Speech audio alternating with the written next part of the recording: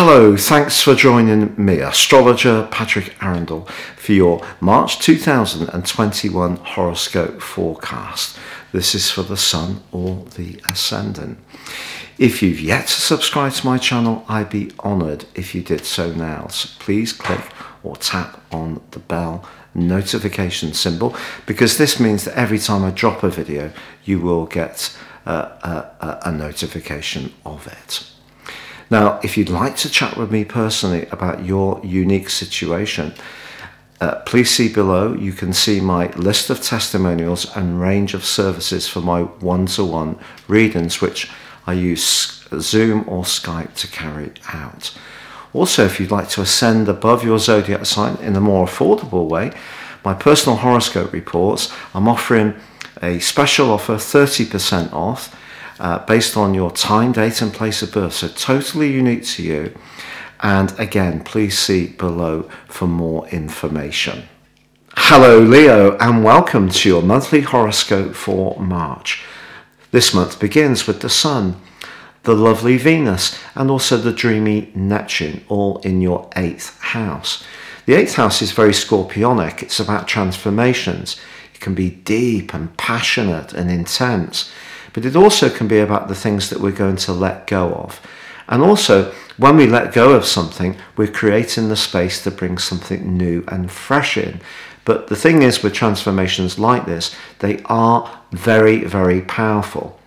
Now, also in the first week of this month, there's a very powerful link between Mercury and Jupiter.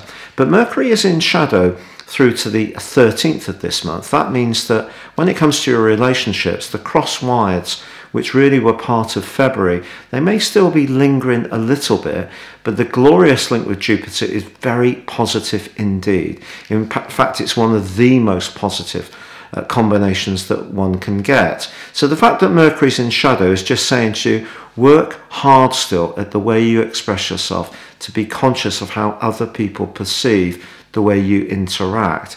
So it's about not being too careless, which Jupiter can trick us into being. But Mercury, of course, is about the flow of information and our ideas.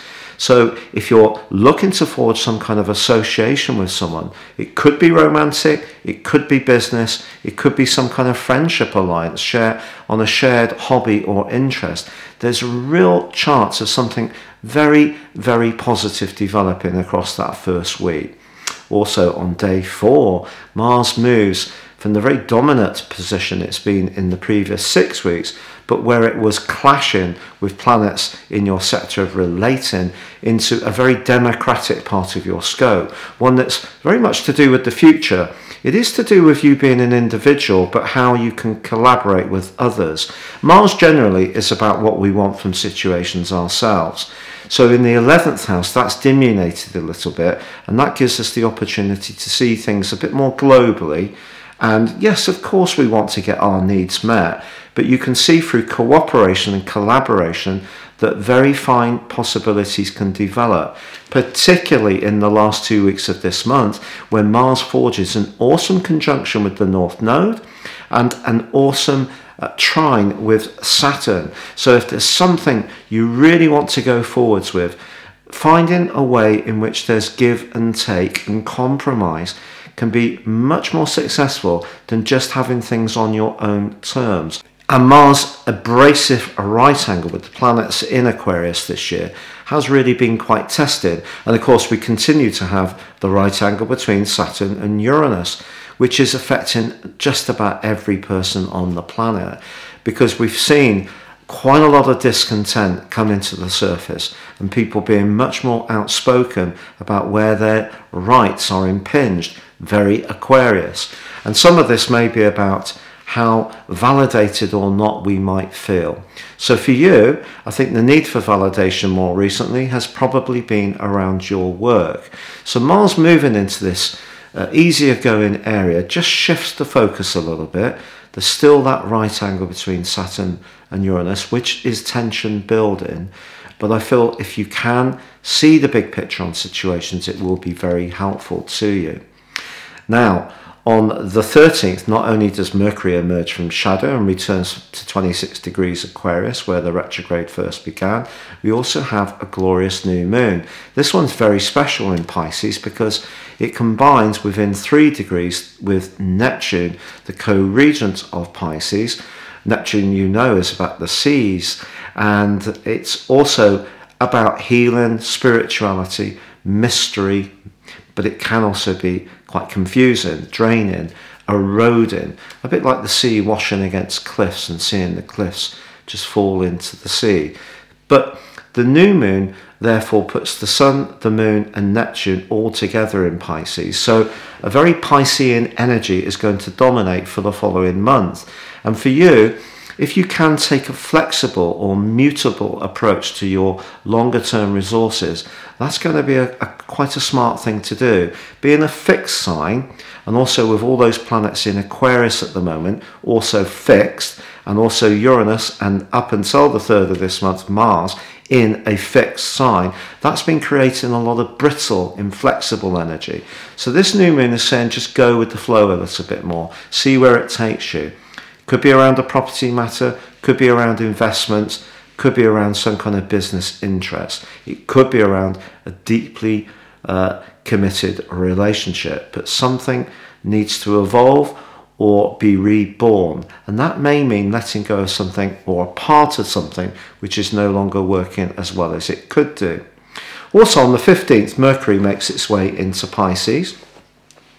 Now, it is in detriment here, I must be honest. And when we had the start of the COVID crisis, you could see how Mercury going through Pisces and going through its retrograde was greatly impactful on how the reaction to the crisis wasn't as crisp and as logical as it might have been, because the water of Pisces was diminuting the ability of Mercury to help us to do the right things in that immediate reaction to the demands of the situation. But we do see in week 2 of this month a glorious link then with Venus and Neptune. And if there is someone that you're very closely aligned with, and it could be in a spiritual and sexual way, then it can be quite magical. If you meet someone for the first time, if we're lucky enough to be venturing out, and it is someone that you have a very deep connection with, it can be very gratifying. However, on the 20th, we do see that vernal equinox, the start of the Western tropical astrological year. The sun moves on to the first of the Earth points, the cardinal points. And I think for you, this is about you setting your intentions in terms of expanding your world. So the first part of the month can be quite deep, quite spiritual at times, quite involved, but there is that flourish coming from Mars. The second half of the month is going to be much more free-spirited, I feel. And also on the 21st, you get a bonus because Venus then also moves into Aries. Again, it's in detriment, technically.